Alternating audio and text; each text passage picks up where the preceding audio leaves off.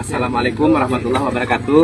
Ini kita lokasi di mana para pengungsi membuat kemah-kemah ya, kemah-kemah itu. Ada juga kemah kayak ini, tapi mereka kekurangan tenda ya, Pak, ya. Ini para pengungsi ya.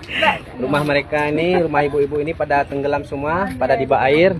Karena air di sini cukup besar ya, cukup besar karena sudah hampir setinggi tiang listrik.